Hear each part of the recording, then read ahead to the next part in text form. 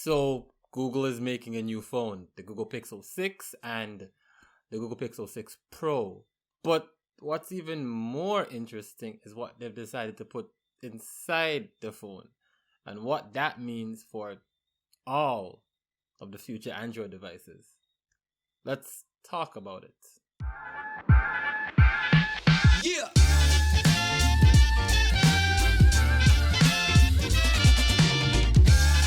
So the Google Pixel 6 and the bigger Google Pixel 6 Pro are rumored to come out this fall. Starting with the phone itself, it's going to house a brand new camera setup on the back. Before, in older models like the Pixel 5, they had this little square section on the back to house the camera.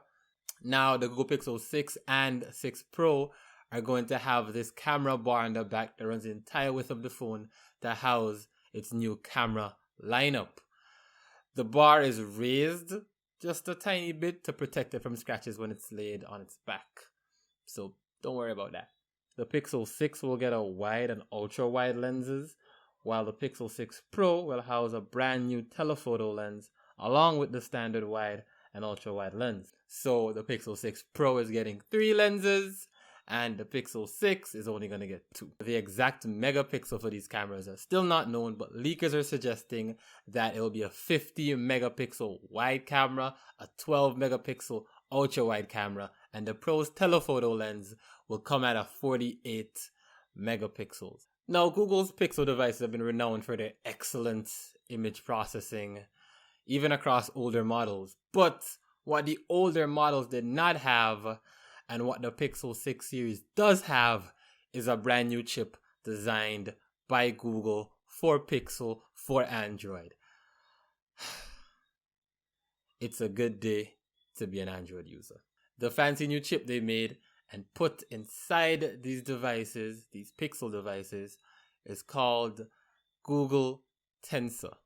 It's called Tensor, not Google Tensor, but Google made it. The Tensor chip is designed to enhance the AI capabilities and machine learning abilities of the device it's on. And if you know Google, they are all about AI and machine learning. So what does this mean for everyday use? Well, enhanced Google Assistant, speech recognition, searches, and much more. For example, the Tensor chip is rumored to allow for Google's high-end computational photography that make their pictures turn from this to be done to their videos now. This is done by allowing the amazing image processing to be done to every frame of video. Let me repeat that. Every frame of video.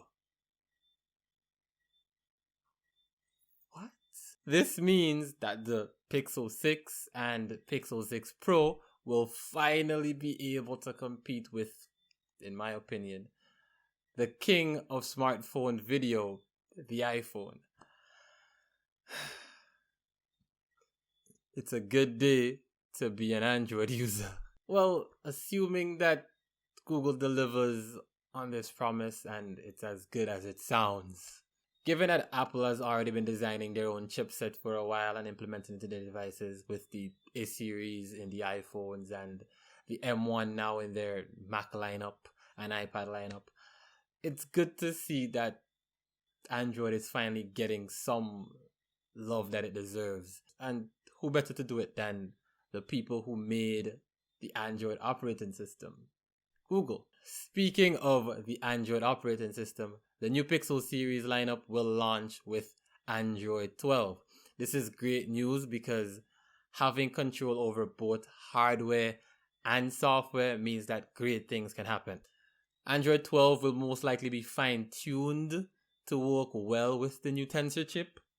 I am hoping that Google will finally be able to give the level of support that Apple does to even their oldest of devices. I'm pretty sure that the iPhone 7 can even go up to the latest iOS version right now. Yeah, that's pretty old. And I think that came out in, I'll put the date like right here, in that time. Android 12 on Pixel will give you a personalized experience. So, for example, you can pick a wallpaper and the device will automatically select what colors are complementary and change the whole color scheme of your device from the notification bar to your widgets are all going to just look good according to Google. Android 12 also improves on privacy, allowing you to disable your microphone and camera just in case you're worried about certain apps listening in when you don't want them to. All of this will naturally be more enhanced given the AI and machine learning capabilities focused on in the design of Google's Tensor Chip. Let's talk about the screen on these new Pixel devices. The Pixel 6 will have a 6.4-inch Full HD display with a 90Hz refresh rate. For context, the Pixel 5 has a 6-inch display with a 90Hz refresh rate, so the Pixel 6 will have a tad bigger screen. Its screen is also flat with matte finishes on its sides. The Pixel 6 is also rumored to have an 8 megapixel front camera with a hole punch out similar to the newer Samsung Galaxy phones. The Pixel 6 Pro will have an even bigger screen, 6.7 inches Quad HD with a 120 Hz refresh rate. The screen is very slightly curved at the edges, blending into shiny polished aluminum rails on the side. The 6 Pro will, however, have a 12 megapixel front camera as opposed to the 8 megapixels on the Pixel 6. Google is also ditching the rear-mounted fingerprint scanner used on the older Pixel models and will instead be using a in-display fingerprint sensor, which should make unlocking the Pixel 6 and Pixel 6 Pro a little bit easier. So these new phones will come in a variety of colors. The Pixel 6 will have green, red, and black, while the 6 Pro will have gold, silver, and black. And as you can see, the colors are varied a tiny bit, whether brighter or darker, just above the camera bar. The 6 Pro will also have an aluminum matching rail based on the color that you pick.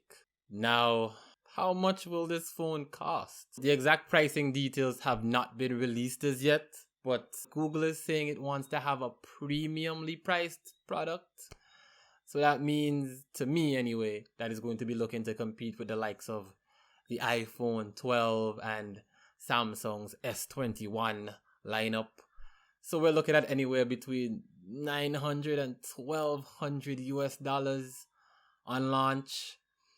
But we're not going to know for sure until the device actually comes out. But Google did say they want to have a premiumly priced product. So what are my final thoughts? This is a great leap forward for Android. It's an amazing initiative that Google is finally going to have control over both hardware and software powering their device. Will they finally be able to compete with the likes of Apple's ecosystem? It's still left to be seen, but what do you guys think? Do you think that the Tensor Chip is a great addition, or do you think it's just going to fall by the wayside and the Pixel series will not pick up that much steam?